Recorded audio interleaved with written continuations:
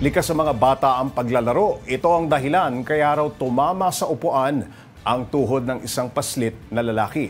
Dahil din dito, kaya na lamang meron pala siyang malalang karamdaman. Para bigyan ng mukha ang balita, Mobile Journal Yeda Pascual.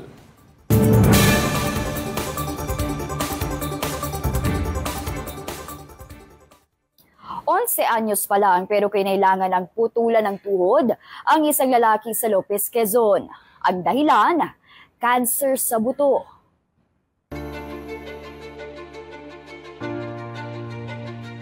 Naghihintay na ng operasyon sa kanyang anak si Nanay Mayan Flaviera ng aking makausap. Ang 11 anyos niyang bunso na si Gian, kailangan ng putulan ng tuhod. Kwento raw sa kanya ng anak, humampas ang tuhod nito sa kanto ng upuan habang naglalaro sa classroom. Ilang araw lang ang lumipas, ika-ika na kung lumakad ang kanyang anak. Matapos sumailalim si Gian sa iba't ibang test, kumpirmadong siya ay may osteosarcoma o cancer sa buto. Bilang magulang, simula po nang malaman namin na ganun yung sitwasyon ng anak namin.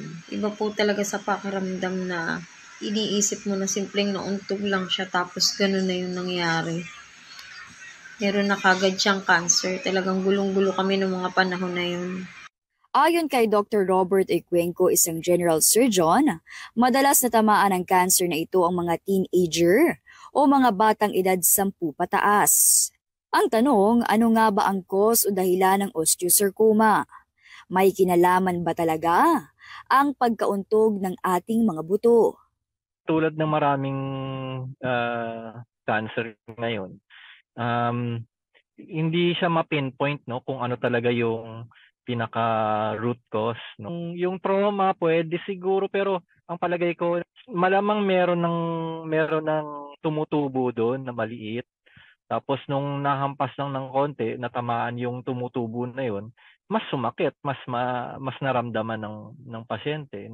Sa kaso ni Gian, kinakailangan ng putulin ng tuhod niya para hindi na kumalat pa ang cancer sa katawan ng bata. Nakikita ko sa anak ko kung gaano siya katapang, kaya talagang sa kanya kami humuhugot ng lakas ng loob. Palagi lang namin pinapaalala sa kanya na hindi kami mawawala sa tabi niya. Tumigil sa paghahanap buhay ang mister ni Mayan para may katuwang siya sa pag-aalaga sa kanilang anak. Kaya sila po ay nananawagan ng inyong tulong para sa operasyon ni Gian at sa iba pang gastusin sa ospital.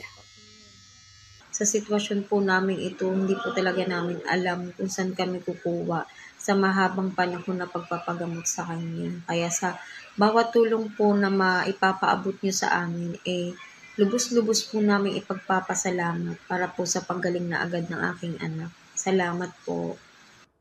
Paalala sa mga magulang, huwag mag-atubiling dalhin sa ospital ang inyong mga anak kapag may napansing kakaiba sa kanilang paglakad o paggalaw dahil mas mabuti nang maging maagap pagdating sa kanilang kalusugan.